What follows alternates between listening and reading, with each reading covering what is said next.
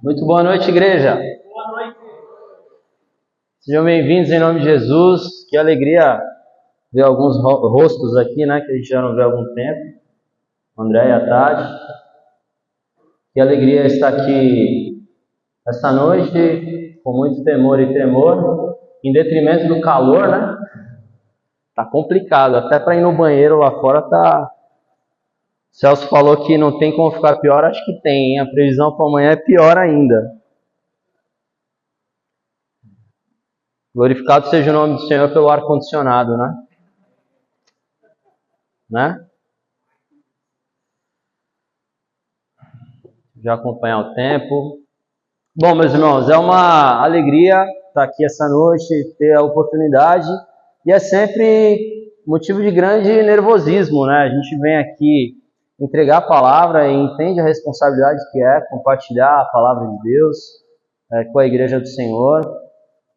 Mas eu amo essa igreja, né? Eu amo vocês, e quando você ama, fica mais fácil de comunicar, você se sente mais à vontade, você treme um pouco porque sabe da responsabilidade que é você não falar nada que venha de você, né? Você quer falar aquilo que o Espírito Santo ministrou ao seu coração, né? E aquilo que ele tem falado. E mais do que isso, né?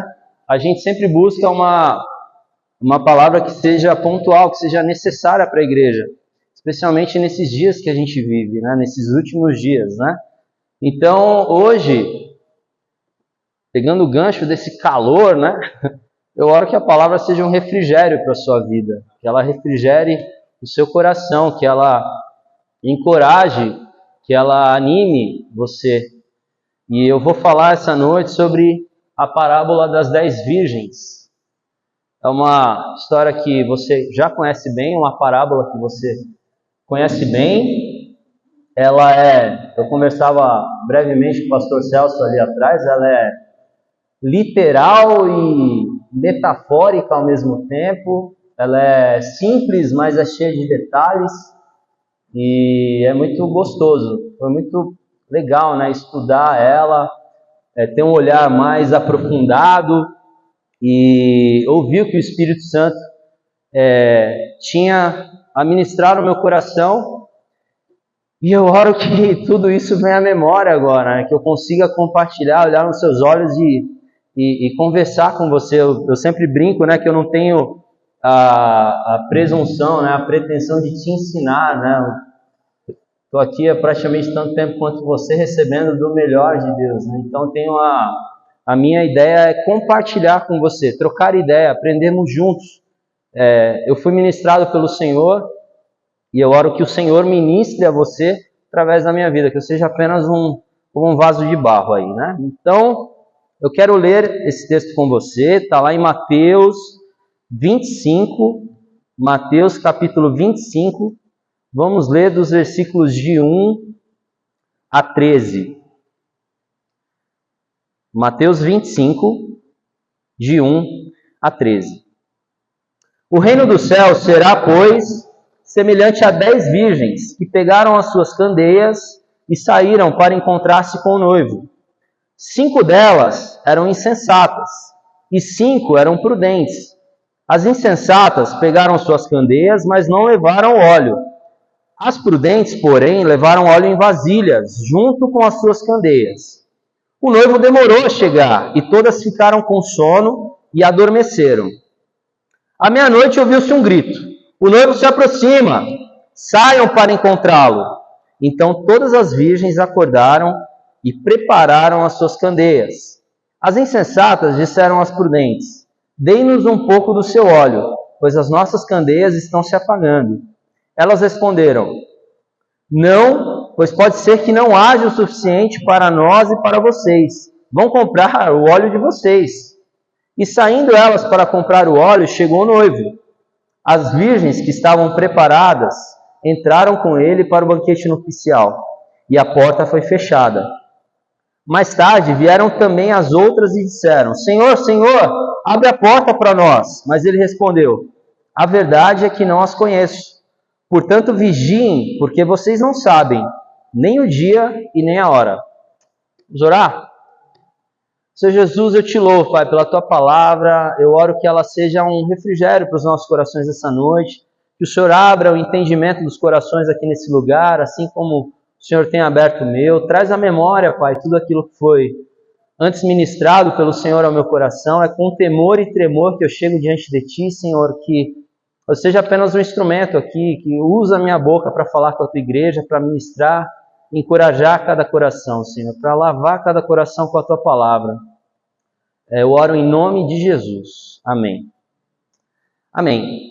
Então, a gente ouve recorrentemente, inclusive, semana passada o Rafa, teve a oportunidade de nos abençoar com a parábola do semeador, e Jesus, ele fazia isso, ele falava recorrentemente através de parábolas, porque, acreditem se quiser, o reino dos céus era um enigma para aquele povo que estava ali. Eles não entendiam, eles não tinham a percepção adequada, a percepção correta do que era o reino dos céus. Então Jesus, você vai ver que ele usa recorrentemente parábolas, vem aqui, senta aqui do lado do Pai, eu vou explicar para vocês como que é o reino dos céus. E ele faz várias analogias, ele faz analogias com a semeadura, com o grão de mostarda, com o banquete, agora com as 10 virgens, porque aquele povo não entendia, na cabeça daquele povo, eles não entendiam, por exemplo, que a salvação seria estendida aos gentios, eles não entendiam por que eles precisavam vigiar, por que eles precisavam estar preparados, eles não entendiam nada disso. Para eles, o Messias viria num cavalo com espada flamejante, derrotaria os romanos e eles triunfariam. Então, eles não precisariam de nada disso. E Jesus fala, vocês não entendem o que é o reino dos céus, então eu preciso falar para vocês do que se trata, eu preciso falar para vocês como de fato é. E ele fala através de parábolas, e ao longo do texto esse texto é um texto que não é muito comprido, e nós podemos observar algumas palavras-chave aqui, que a gente vai abordar durante o texto, como reino dos céus, virgens, insensatas, prudentes, óleo, candeia, noivo, adormeceram, porta fechada, vigiar. Vamos estar atentos a essas palavras, porque nós vamos falar sobre ela durante esse texto. Então, versículo 1. O reino do céu será, pois, semelhante a 10 virgens que pegaram suas candeias e saíram para encontrar-se com o noivo. Então, a primeira pergunta que a gente já busca responder aqui no início do texto, por que virgens? Por que 10 virgens? Por que Jesus usa essa analogia? E devemos lembrar que Jesus não faz analogias vãs, ele não conta histórias só para que crianças entendam. Ele é de propósito, ele tem um propósito quando ele propõe uma parábola. Tem um ensinamento implícito, Eles precisavam entender o que significava aquilo. E por que ele fala 10 virgens? O que representa a virgem? A virgem representa a noiva de Cristo, representa a igreja santa, imaculada, ela representa a pureza. Então, nós já partimos do ponto que Jesus está falando aqui sobre a igreja de Cristo, a igreja santa, sem mácula, a igreja pura. E por isso, ele faz essa analogia. E aí ele segue, aqui ainda no versículo 2. 5 delas eram insensatas e 5 eram prudentes. Então, olha só, já temos a primeira notícia para nós aqui. É possível você ser igreja de Cristo e ser insensato. É possível você estar na igreja e ser insensato. É possível você ser puro insensato. Logo, e é algo que a gente vai abordar durante todo o texto, estar na igreja não é sinônimo de salvação. Você precisa entender isso. Virmos aqui na igreja, estarmos aqui nessa noite, não assegura a nossa salvação. Quando ele parte falando das virgens e fazendo essa analogia com a igreja, ele fala que parte dessas virgens eram prudentes e parte delas eram insensatas.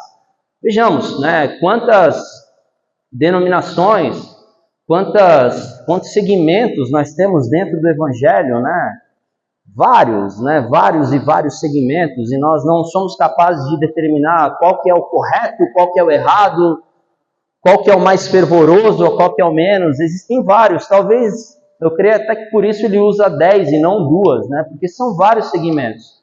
Mas algumas dessas a gente sabe que são prudentes e outras são insensatas. Talvez algumas distorçam a palavra e eu não sou capaz de apontar essa ou aquela.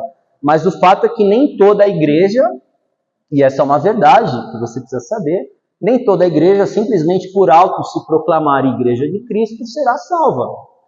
Nem mesmo nós, por estarmos nesse lugar, estarmos sentados nesse banco, nós seremos salvos. Estarmos aqui não representa a sensatez. Nós precisamos entender isso. Então, nós partimos desse ponto. E eu quero ler o versículo 3 e 4.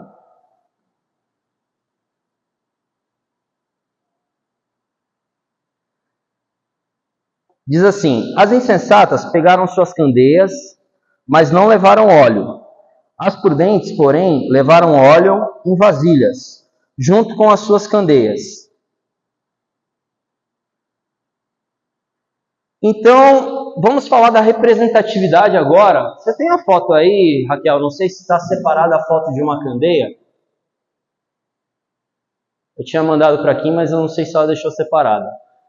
A foto está logo no começo. Mas essa era uma candeia daquela época, né? E qual que era a representatividade dessa candeia? Vamos entender essa candeia como o coração. A candeia ela tinha um propósito de iluminar. E a candeia, para que ela iluminasse, ela precisava do óleo. O óleo era o combustível da candeia. Uma candeia sem óleo, ela era inútil. Ela não teria capacidade de iluminar. Então, você sabe bem como funciona, né? O óleo ele é acrescentado, tem um pavio que alimenta essa chama, né? E essa chama se mantém acesa, né? Não sei se vocês vão lembrar do Luau dos Jovens, que a gente foi acender algumas tochas e a gente levou pouco combustível e a chama logo se apagou. Então, o óleo ele precisa ser constante, ele precisa ser trocado, ele precisa ser renovado, né? Então, notem que cada termo usado nessa parábola ele é bem proposital, né? Tanto a candeia quanto o óleo. E as insensatas, elas pegaram as suas candeias, mas elas não levaram óleo.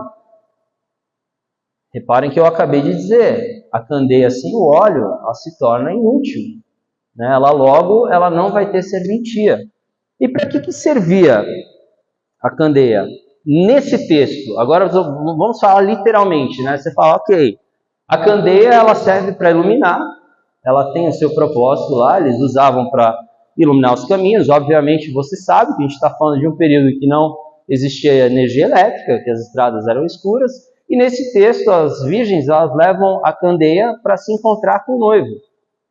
Então 5 pegam lá suas candeias, levam óleo, 5 pegam as suas candeias e não levam óleo. E por que levar a candeia para se encontrar com o noivo? Porque esse encontro ele será iluminado. Tudo que nós fazemos, todas as nossas obras, elas serão trazidas à luz. Tudo que fizermos quando encontrarmos com Cristo será trazido à luz. Não há nada em oculto que não venha a ser revelado. O nosso encontro com Cristo será iluminado, será cheio de luz. Tudo será revelado. Então a palavra diz lá, em Marcos 4, 21 e 22, diz o seguinte: ele lhes disse: quem traz uma candeia para ser colocada debaixo de uma vasilha ou de uma cama? Acaso não a coloca num lugar apropriado? Porque não há oculto senão para ser revelado, e nada escondido senão para ser trazido à luz. Se alguém tem ouvidos para ouvir, ouça. Mateus 5, 14 e 15 diz também: vocês são a luz do mundo. Não se pode esconder uma cidade construída sobre o monte. E também ninguém acende uma candeia e a coloca debaixo de uma vasilha. Ao contrário, coloca num lugar apropriado. E assim ilumina todos os que estão à sua volta. Então, nós, como cristãos, nós temos o propósito de iluminar. A palavra diz que você é sal da terra e luz do mundo. Se você não iluminar, se eu não iluminar, se eu não for luz por onde eu estiver, eu perco o meu propósito. E para iluminar eu preciso do óleo. E o óleo, nós vamos falar mais adiante da representatividade dele, mas você já conhece bem. Então, se a candeia não ilumina, ela perde seu propósito. Meu irmão, se você não brilha a luz de Cristo, então nós não temos servido de forma apropriada. Algo tem faltado para nós. Nós deixamos de cumprir o nosso papel, o papel para o qual nós somos designados, nós fomos determinados. E a palavra é muito clara quanto a isso.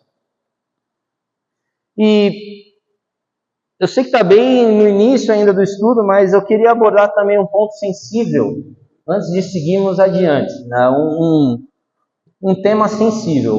Tá bom, Caio, você falou aí que, beleza, eu posso estar aqui e não ser salvo, né? Eu estou na igreja e eu não sei há quanto tempo, né? Você está na igreja, você conhece a Cristo, mas em algum momento da sua vida você deve ter feito perguntas naturais que ocorrem na cabeça do cristão. Eu posso perder minha salvação? Uma vez salvo, sempre salvo? Como que funciona isso? O que nós pensamos sobre isso? O que testifica a minha fé? O que assegura que eu sou salvo? Quem pode provar que de fato eu sou salvo? Você já fez essas perguntas para você mesmo e buscou respostas na palavra? Ou numa conversa com algum amigo, o amigo te falou, beleza, Júnior, o que me garante que você é salvo? E aí você precisa lá da apologética, né? Você precisa dar uma resposta adequada ali. E aí, de repente, surgem questionamentos, né? Como, por exemplo, você já deve ter visto lá, nós vivemos a era das mídias sociais, né? Das redes sociais. Eu estou andando muito para lá e para cá, né, Douglas? Desculpa. Vai sair eu aqui e a voz ali, né, cara? Desculpa, eu não consigo ficar parado. Perdão para você que está assistindo aí, tá? Eu vou tentar ficar mais parado.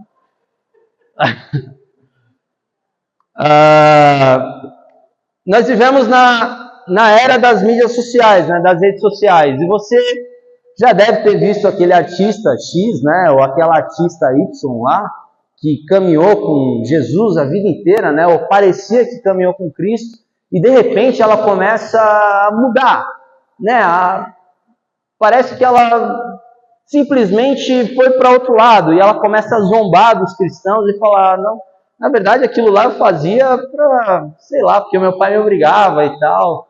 E aí você se questiona, né? Você pensa, cara, mas o que acontece? É possível ser salvo e depois não ser salvo mais? É possível perder minha salvação? E o que a igreja pensa sobre isso? Bom, primeiro eu quero te falar sobre... eu quero te aconselhar a não se colocar em discussões como essa, né? Você entra lá, né, nesses assuntos, aí posta lá a foto da pessoa, assim, né? A pessoa antes, e na igreja a pessoa agora como ela se veste, e aí tem uma chuva lá de comentários, né? Eu acho que ela vai para o inferno. Aí vem outra, eu acho que ela nunca conheceu a Cristo. Aí eu acho que ela conhece e vai voltar. Meu irmão, se abstenha, né, desse tipo de conversa, desse tipo de polêmica, apenas ore por essa pessoa. Nós como igreja hoje, nós somos muito rápidos em julgar e muito tardios em exortar. E existe uma diferença, né? Existe uma linha tênue aí. Qual que é a diferença entre a exortação e o julgamento? E nós já falamos sobre isso aqui. O julgamento, ele sentencia, ele gera uma sentença. O juiz, ele determina, você é culpado, você é inocente, e o seu preço será esse. E essa sentença, ela pode ser emitida ex officio. Né? Eu nem preciso ver você, eu não preciso estar nem presente. O juiz vai lá, emite uma sentença e simplesmente julga. E a exortação? A exortação, ela requer um ato relacional. Você precisa se relacionar com a pessoa. Você precisa chegar até ela e falar, André, senta aqui, vamos conversar. Cara, eu amo a sua vida. E aí você vai lá usar uma boa dose de amor e uma boa dose de verdade. E você vai trazer à tona, você vai mostrar para eles, cara, não é por aí o caminho. E a Bíblia fala que a gente corrige a quem a gente ama. E, meu irmão, eu quero te encorajar em relação a isso. Seja mais exortador e menos julgador. né? Poucas pessoas vão chegar nessa pessoa X, nesse artista X e falar, cara, vem aqui, eu te amo, vamos orar. Irmão, não é por aí. Mas vai ter um monte de gente falando, eu acho que ele vai para o inferno, eu acho que ela vai arder. Então se abstenha desse tipo de confusão. Mas é claro que eu estou dando um exemplo, né? Falando de... Trouxe um artista Y aqui como exemplo, porque, como eu falei, esses questionamentos surgem, né? Mas ela não tinha Jesus, ela perdeu a salvação? E o que nós pensamos como igreja, né? O que nós pensamos? Então, meu irmão, é muito simples, né? Uma vez salvo, sempre salvo. Ponto final. Calma, mas vamos falar um pouco mais sobre isso. Né? Vamos destrinchar um pouquinho esse assunto. Então imagina só, né? Uma vez salvo e sempre salvo. Aí você fala assim, mas ele vivia na igreja e hoje ele nega Cristo e usa roupas diferentes e... Tá bom, então eu te digo que ele nunca conheceu a Cristo. Nunca conheceu a Cristo.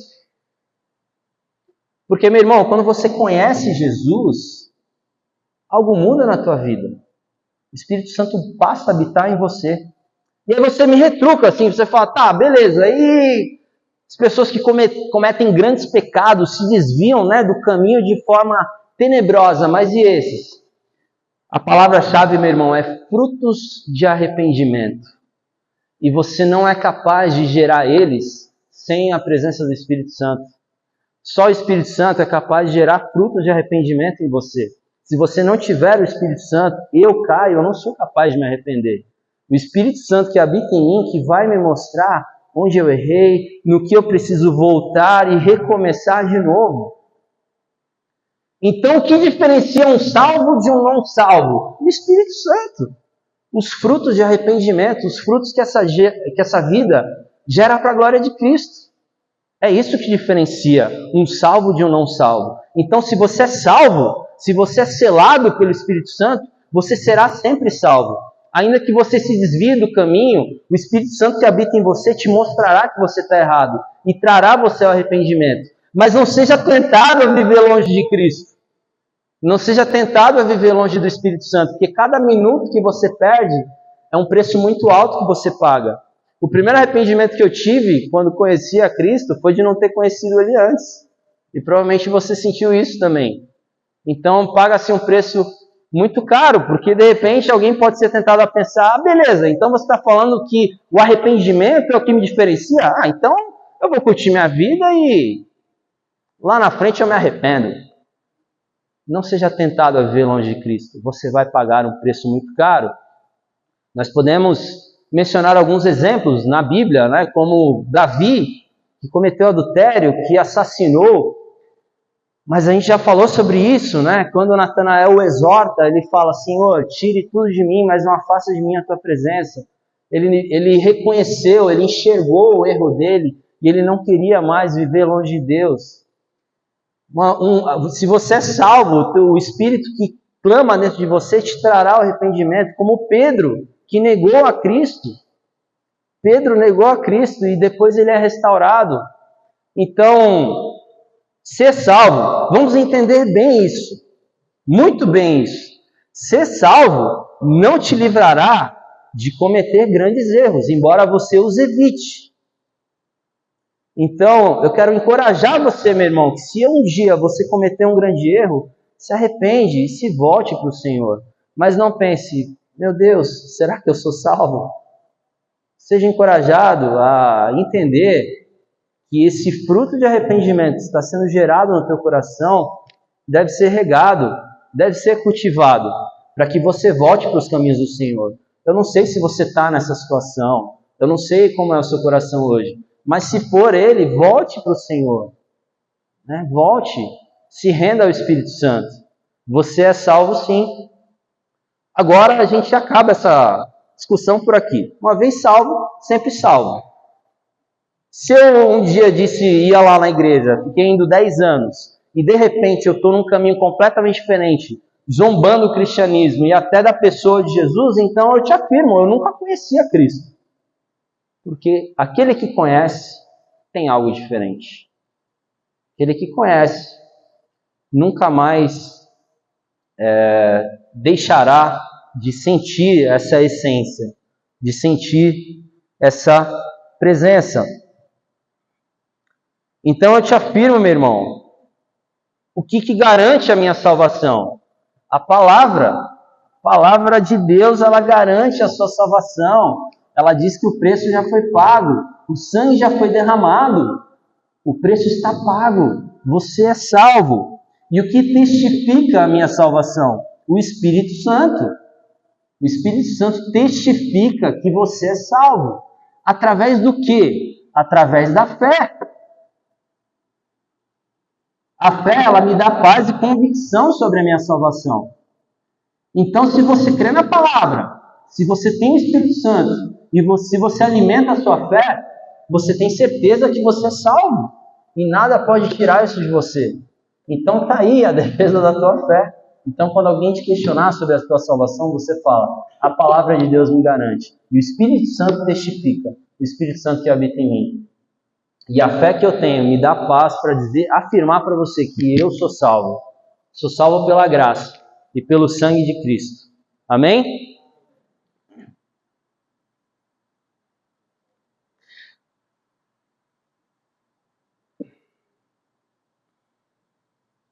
Então vamos falar do óleo, que a gente já leu aqui no versículo 3 e no 4, que diz, né, as insensatas pegaram suas candeias, mas não levaram óleo. As prudentes, porém, levaram óleo em vasilhas. Se você pesquisar por aí, você vai ver que o óleo ele vai ter algumas representatividades diversas, mas aquela que a gente geralmente trabalha com ela, aquela que a gente crê, né, o azeite, a unção, representa o Espírito Santo. O óleo ele é representado pelo Espírito Santo.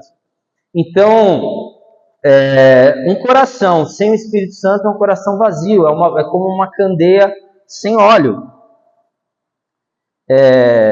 E esse óleo, como eu havia dito anteriormente, ele precisa ser renovado, né? Nós precisamos viver em novidade de vida, nós precisamos regar o nosso relacionamento com Cristo, né? Você certamente quando conheceu lá a sua esposa, né? Quando você conheceu o seu marido, aquele fogo queimava lá dentro do seu coração, né? Lembra lá, você era bem jovem lá, aquele primeiro amor, aquilo queimava. Se isso não for renovado, muitos dão risada aí, muitos já nem lembram mais, né?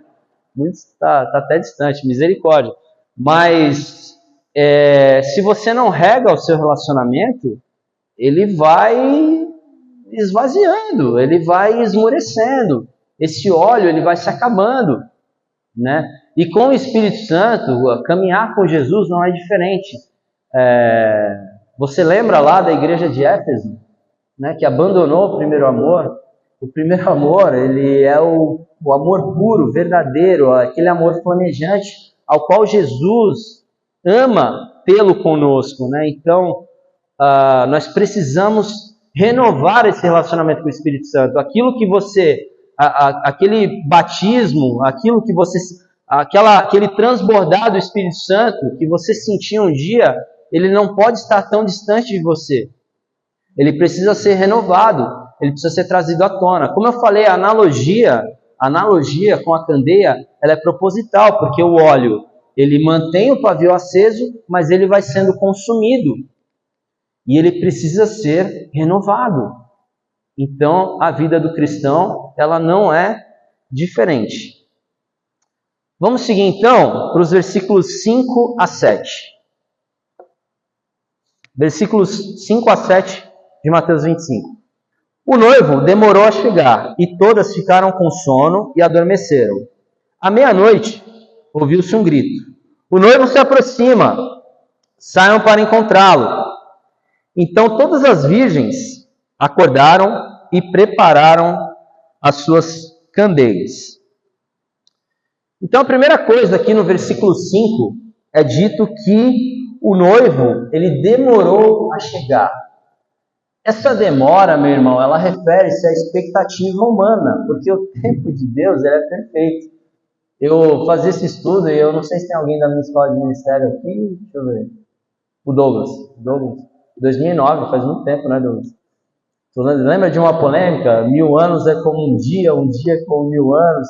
Mas o fato é que a perspectiva de Deus ela é completamente diferente da nossa. O tempo de Deus ele é perfeito. E se algo demora demais para nós, é porque não temos descansado de forma adequada. Não temos, talvez, entendido o tempo de forma adequada. E é por isso que nós oramos sem cessar, para alinhar as nossas expectativas com as expectativas de Deus, para alinhar o nosso coração com o coração de Deus. Porque o tempo dele, meu irmão, é perfeito. Talvez para nós seja muito rápido, talvez para nós demore muito, mas para Deus é perfeito. O tempo dele não é demorado, é o tempo exato, porque ele sabe todas as coisas e os olhos dele alcançam muito além dos nossos. Eles enxergam muito mais além do que nós podemos enxergar. E o nosso coração ele só descansa de fato quando nós esperamos no Senhor. Então, para que você entenda o tempo de Deus, espere no Senhor, que o teu coração descanse nele. E aí nós vemos um outro fato, logo mais adiante, ainda nesse versículo, na parte B, que todas ficaram com sono e adormeceram. Então, olha só, aconteceram duas coisas nesse versículo, né? Primeiro, é dito que o noivo demorou. E depois que elas ficaram com sono e adormeceram. E o sono, pessoal, ele é uma característica muito humana. Ele é uma característica muito natural. E Jesus, ele conhece isso. Você sabe que Jesus, ele foi 100% Deus e 100% homem. Ele experimentou todas essas sensações. Então, é natural para nós, quando cansamos, nós ficamos com sono. Se você ficar sem dormir 24 horas e pegar a estrada, você vai dormir no volante. É natural. Então, se você caminha no Evangelho e não renova as suas forças, não recarrega as suas baterias, você vai dormir espiritualmente. Na verdade, essa analogia ela é muito óbvia, porque a mesma coisa que serve para nós fisicamente serve para a nossa vida espiritual. Nós precisamos estar com as forças renovadas, senão nós vamos adormecer. Você lembra lá, em Mateus 26, quando Jesus ele pede para os discípulos vigiarem com ele, e eles pegam no sono e eles falam, cara, vocês não dormiram, não puderam vigiar comigo nem por 1 hora. Então, o sono ele é uma característica natural. Se você não renova a sua força, e se a tua expectativa não está alinhada com Deus, você vai acabar adormecendo. Porque aquilo vai demorar demais e vai gerar um cansaço em você. E é por isso que há um apelo bíblico recorrente para que nós vigiemos. Porque o Senhor conhece a nossa limitação.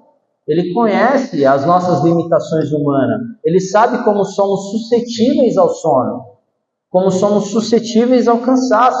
E é por isso que é dito inúmeras vezes na palavra, vigiem, vigiem, vigiem. Porque se você não vigiar, você vai dormir, você vai adormecer.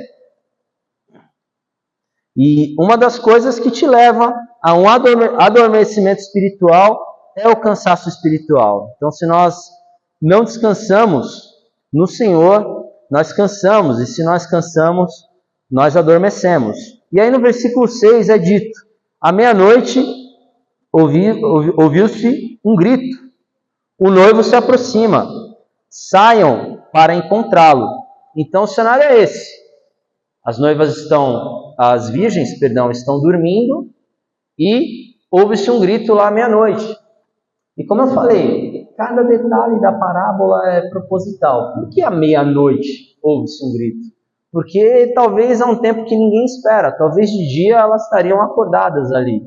Mas você sabe que Jesus virá no piscar de olhos. Ele virá quando você menos espera. Então, à meia-noite, ouve-se um grito. Quando elas estavam lá, no ponto alto do sono, né? Meu avô dizia, né? No 8º sono, né? No 9º sono, ouve-se um grito. E a pergunta que eu te faço, meu irmão, o quanto nós estamos dormindo a ponto de não ouvir esse chamado, de não ouvir esse grito, né? Porque se o teu sono é tão profundo assim, talvez você não consiga, não tenha capacidade de ouvir esse chamado de forma inesperada. Então, nós precisamos despertar. Nós precisamos... Isso me lembra muito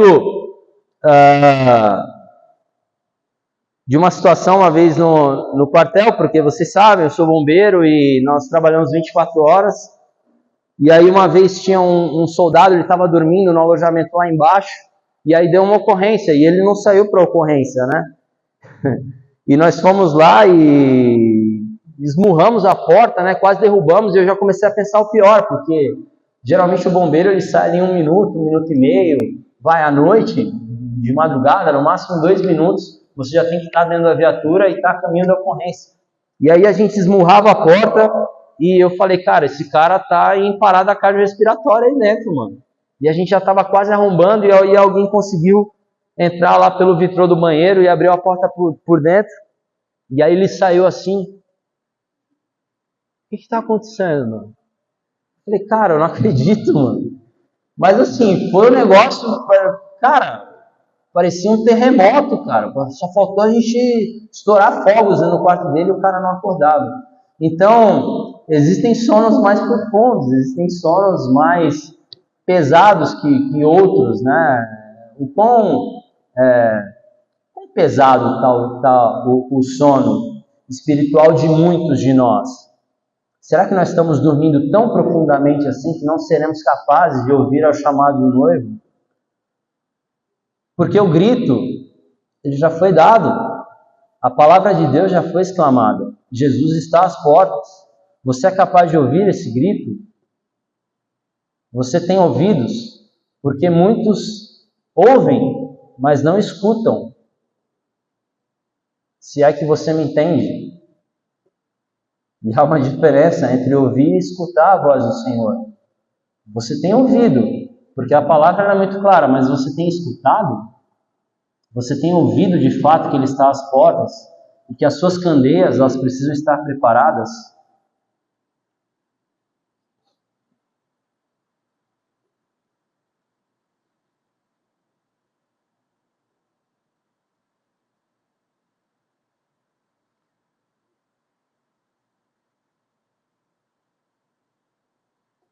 Então é dito no versículo 7 que todas as virgens, elas acordaram e elas prepararam as suas candeias. E aí seguimos nos versículos 8 e 9. Versículo 8 e 9. As insensatas disseram às prudentes: dê-nos um pouco do seu óleo, pois as nossas candeias estão se apagando. E elas responderam: não, pois pode ser que não haja o suficiente para nós e para vocês. Vão comprar óleo para vocês. E aí nós acessamos uma nova perspectiva dessa parábola. Porque lembra lá no começo que a gente diz, que a gente acabou de ler, que algumas levaram óleo e outras não levaram. Não foi dito isso? E aí nós acessamos uma nova perspectiva aqui. Todas levaram, mas 5 não levaram o suficiente. E olha que ponto sensível, olha que ponto sutil para as nossas vidas. Muitos de nós já achamos que temos o suficiente. E por isso, nós não buscamos mais. Isso é muito sensível. Então, não foi o fato de não levaram. Elas eram insensatas, mas nem tanto assim, né? Elas levaram óleo, mas elas não levaram o suficiente. E se você já achar que tem o suficiente, meu irmão, você será um insensato. Assim como eu. Nós não temos o que é preciso. Nós precisamos buscar todos os dias. Nós somos pobres, cegos, nus, miseráveis. Precisamos reconhecer a nossa nudez e a nossa miserabilidade e a nossa total dependência da graça de Cristo. Nós precisamos desse óleo dia após dia. Nós precisamos ser lembrados do amor de Cristo dia após dia. É uma luta diária, meu irmão, eu sei. Hoje você se sente bem, amanhã talvez não esteja tanto. Mas é aí que mora a nossa perseverança. É aí que a nossa caminhada ela se aprofunda. No culto de jovens da sexta-feira retrasada, eu fiz uma analogia, alguns aqui vão lembrar, né, com o GPS. Sabe o GPS, quando você abre lá o GPS, você coloca um destino, e ele fala assim, confirme a sua localização atual, para que você saiba onde você quer chegar, você precisa reconhecer onde você está. O ponto de partida para que você chegue a algum lugar é saber onde você está hoje. É saber do que você precisa hoje. Que Douglas? Aí. O Douglas tá igual o cinegrafista lá do Faustão, né, cara? Tu conhece?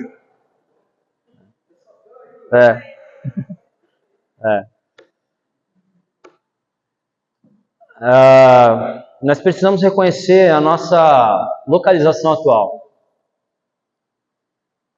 Se você quer chegar a algum lugar, você precisa reconhecer a sua localização atual.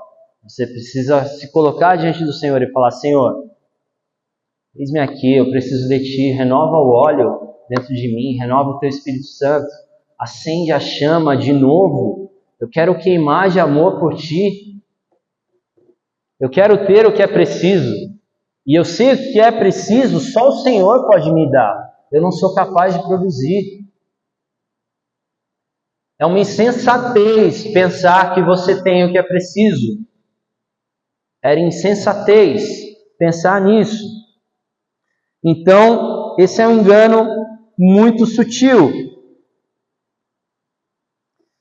E quando Jesus ele fala através dessa parábola aqui que umas pediram o óleo e outras não deram, o ponto que ele quer atacar aqui, que ele quer ensinar, não é sobre egoísmo. Que, poxa, elas não podiam ter dado um pouquinho de óleo? Não, pessoal, o ponto ele é muito puro, simples e direto. O ponto é que a salvação é individual. Esse óleo ele não pode ser compartilhado. Eu posso orar por você, eu posso amar você, eu posso caminhar junto contigo, eu posso discipular, mas o responsável pelo óleo que há na sua candeia é você mesmo. Então, esposas, vocês não serão salvas porquanto seu marido anda e caminha com Cristo. Você será no máximo abençoada, mas não será salva. Maridos, vocês não serão salvos porque a sua esposa ama Jesus. Vocês serão abençoados, mas não serão salvos. Você será responsável pelo óleo na sua candeia. Esse óleo ele não pode ser compartilhado. Jovens, cadê os jovens? Jovens, o pai, a mãe, ele pode até comprar uma candeia na Shopee para você, no Mercado Livre, né? Mercado Livre, chega uma candeia nova lá. Mas o responsável pelo óleo na candeia é você. Você não será salvo porque os seus pais vêm à igreja e porque eles amam a Cristo e porque eles te colocam aqui. Vamos recorrer ao início da parábola. Estar na igreja não é sinônimo de salvação. Eu posso ser puro e insensato ao mesmo tempo. Eu posso estar aqui e pensar, eu tenho o que é preciso, e você não tem. E me perdoa se eu estou sendo repetitivo, mas nós precisamos mais do que ouvir, nós precisamos escutar essas palavras, porque, meu irmão, com todo temor eu falo, elas não são minhas, elas são do Espírito Santo para você, elas são do Senhor para o teu coração. Nós precisamos reconhecer que não temos o que é preciso e precisamos buscar de todo o nosso coração. Então, o ponto principal contido nesse trecho da parábola é esse: a salvação é individual. O óleo não será compartilhado. Não existe pacote família de salvação. Não existe um pacotão família, porque você é salvo. Não existe. Salvação ela é individual. Então, nós já caminhamos para o final da parábola. Vamos ler agora o versículo 10. E saindo elas para comprar o óleo, chegou o noivo. As virgens que estavam preparadas entraram com ele para o banquete nupcial, e a porta foi fechada.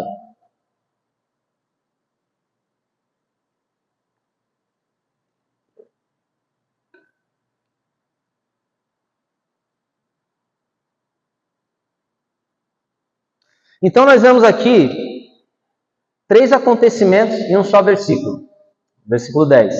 O noivo chega, as virgens são levadas e a porta é fechada. Olha só, a vinda de Cristo ela será inesperada. A palavra é clara quanto a isso, né? Cristo chega quando as insensatas saem lá para comprar o óleo.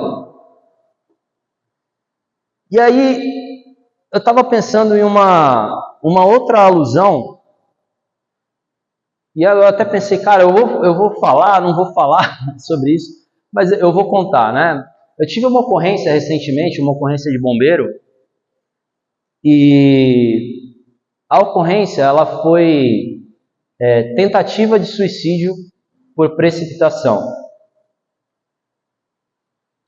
E quando o bombeiro ele sai para atender determinado tipo de ocorrência, via de regra, ou os regulamentos preconizam que ele deve sair paramentado, de acordo com aquela ocorrência.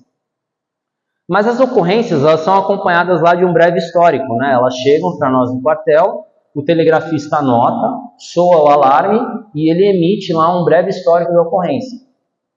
E quando chegou o histórico para mim, diz que esse jovem era um jovem entre 20 e 25 anos, ele já estava contido, ele já estava na mão dos familiares, né, e já estava contido. E aí eu peguei essa informação e eu deixei de acreditar na ocorrência. Eu falei, se já está na mão dos familiares, eu vou do jeito que eu estou aqui, chego lá, aciono o policiamento,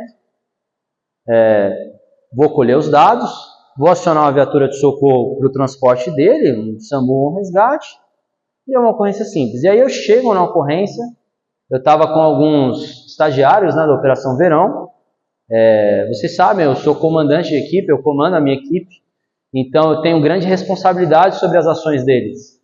Eles vão fazer o que eu disser que é para ser feito. E aí chegou todo mundo do jeito que eu estava. E quando a gente chegou, esse rapaz, ele estava a uma altura de 15 metros, numa caixa d'água.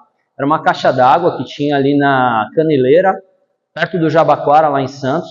E tinha uma escada, a gente chama de escada marinheiro. Sabe aquela escada que tem uma gôndola em volta? Que você sobe e ele estava dentro dessa escada. E tinham 2 ou 3 familiares agarrando. E ele já com metade do corpo para fora. E eu cheguei e encostou também o supervisor de área. E ele olhou assim, olhou para mim e falou, cara, e agora e tal, não sei o quê.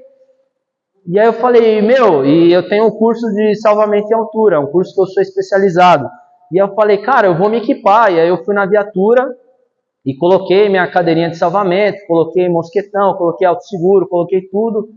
E aí nós temos a figura também do abordador. O abordador é um bombeiro que ele é especializado em conversar, né, em dialogar ali com o tentante, né, com a pessoa que está nessa situação. Ele tem algumas técnicas ali e ele é o cara que ele te dá o start para ação tática. Então, olha só, tem uma ação técnica, né, que é a abordagem, que é o convencimento. Né, eu vou tentar convencer o cara a sair daquela situação. E se ele falar para mim, ele vai pular, eu tenho que entrar com a ação tática, que é agarrar, chutar, pular, pendurar, dar um mata-leão.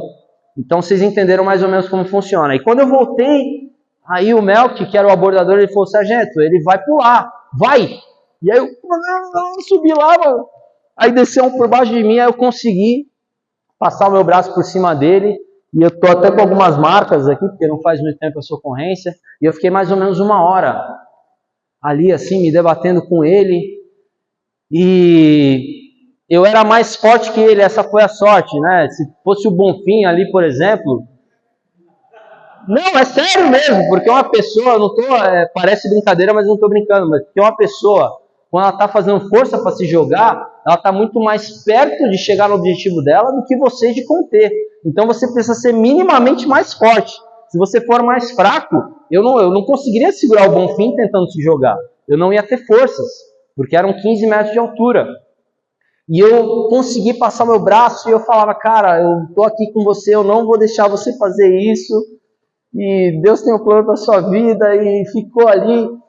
E aí ele chegou 1 hora a jogar metade do corpo para fora, e eu lutei e tal, vencemos ele pelo cansaço. 1 hora de ocorrência, conseguimos descer ele, aí já começa aquela comoção, porque a gente está suado, uns já choram, e aí, meu Deus e tal.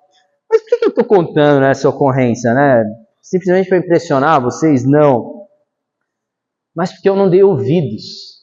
eu não estava preparado e eu poderia ter perdido essa ocorrência. E eu até me arrepio quando eu falo isso, porque pela graça de Deus pela graça de Deus, a gente conseguiu tirar esse menino dessa situação. Mas por um ato insensato, imprudente, desculpa, Douglas, por um ato imprudente da minha parte, uma vida poderia ter se perdido. Então, quão prudentes são as suas escolhas? O que eu quero te dizer com essa lição que eu tô dessa ocorrência? E o que eu tirei para a minha vida? Bom, primeiro que depois eu cheguei para a minha equipe, pedi perdão para eles e assumi toda a responsabilidade. Porque quando uma ocorrência ela tem um desfecho positivo, tudo parece flores, né? Nossa, que legal, vocês tiraram ele, mas a gente sempre faz os pontos a melhorar. E isso é parte do processo. Parte do processo também da sua caminhada espiritual é você reconhecer os pontos que você precisa melhorar. Não é às vezes que você chega no objetivo que tudo são flores, que tudo está bem. Algo precisava ser corrigido. Então eu cheguei para a minha equipe, eu pedi perdão para eles e falei, eu assumo a responsabilidade. Nós cometemos um erro e esse erro foi responsabilidade minha. Foi um desfecho positivo, nós tiramos ele, mas isso me ensinou uma grande lição. Não importa o que digam, não importa o que falem, não importa o histórico ao seu redor, você tem que acreditar na ocorrência. Então, meu irmão, não importa se alguém chegar para você e falar, cara, Jesus não vai voltar agora. Meu irmão, Ele está às portas. Acredite. Tenha essa convicção. E ninguém tire ela de você. Seja sensato. Seja prudente. Ainda que o mundo inteiro diga ao contrário, esteja preparado. Isso foi uma grande lição para a minha vida. Pode dizer o que for, eu vou chegar preparado. E se não for nada, eu me desequipo depois. Mas se for, eu estarei pronto para atuar. E se aquele grande dia chegar, meu irmão, e você tiver com a sua candeia acesa, você estará pronto para o encontro com o noivo.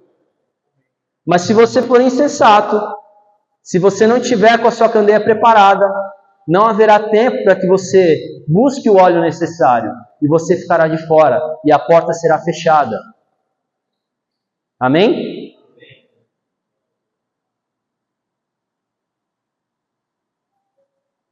Isaías 55, 6 diz assim: busquem o Senhor enquanto se pode achá-lo, clamem por Ele enquanto Ele está perto. Não se distraia, não deixa que esse tempo passe de você. O tempo é hoje.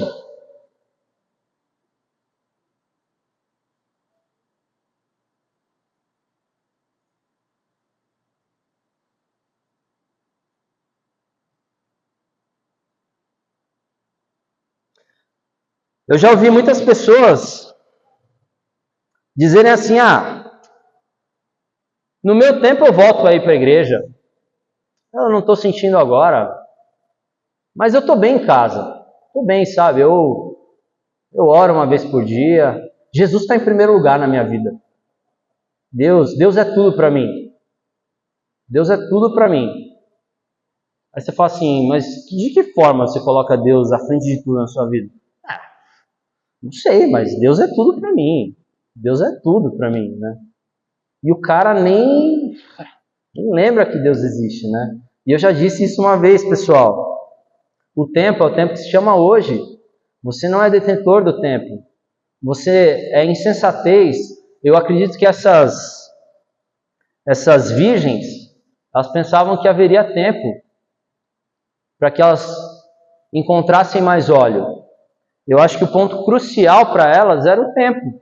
Elas achavam que tinham o que precisavam e que haveria tempo.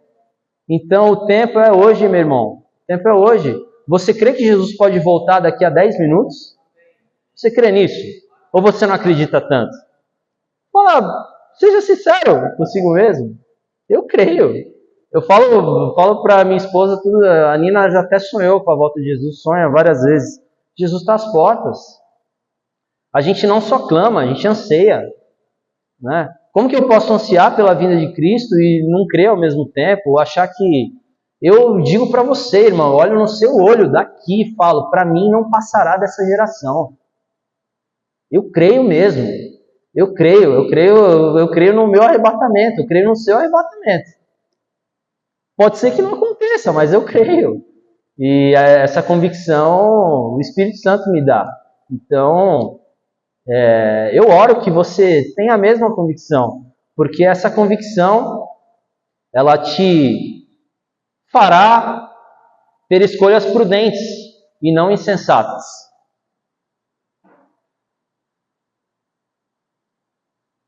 A igreja, ela não foi destinada para a ira do Senhor. É dito aqui que a porta foi fechada e as 5 virgens, elas ficam do lado de fora. Você não foi destinado para ficar do lado de fora. Você que é a igreja, que tem o Espírito Santo, você é destinado para o encontro com o noivo. 1 Tessalonicenses 5,9 diz, e o Piero deu um estudo sobre isso recentemente, 1 Tessalonicenses 5,9, porque Deus não nos destinou para a sua ira, mas para recebermos a salvação por meio de nosso Senhor Jesus Cristo. Nós fomos destinados para o encontro com o noivo, mas para tanto, as nossas candeias precisam estar preparadas. O nosso relacionamento com Cristo precisa ser renovado. Precisamos estar cheios do Espírito Santo. Precisamos ser cheios do Espírito Santo. Versículos de 11 a 13, e aí a gente já vai finalizando o estudo de hoje. Mais tarde, vieram também as outras e disseram, Senhor, Senhor, abra a porta para nós. Mas ele respondeu, a verdade é que eu não as conheço.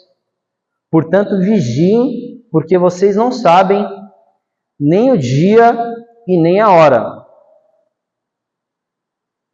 E aqui é dito algo um pouco mais profundo, mais cortante, né, do que simplesmente, eu não vou abrir a porta, porque o seu tempo já deu. Ele fala, eu não as conheço. Meu Deus, cara. Isso é muito forte, né? Você caminhar uma vida inteira, ou achar que caminhou uma vida inteira com Cristo, e naquele grande dia ele dizer, eu nem te conheço. Porque você sabe, Jó fala sobre isso. Existe uma diferença entre conhecer e saber quem é. Lembra lá que Jó fala? Antes eu te conhecia de ouvir falar, hoje eu te conheço de caminhar contigo. Então, você saber quem é Jesus não é o mesmo que conhecê-lo. Você saber quem é Jesus, você dizer, Deus está em primeiro lugar na minha vida, não é o mesmo que conhecê-lo de fato. Não é o mesmo que caminhar com Ele. Então pensa no quão profundo pode ser Jesus olhar e dizer, eu nem conheço você, e de repente você ficar de fora. Então existe algo mais profundo aqui. Existe um problema relacional. Essas virgens que representam a igreja, elas não caminharam, Jesus não as conhece. Não é só sobre faltar o óleo. Jesus, eles nem caminharam com Cristo. E houve esse engano durante toda uma vida.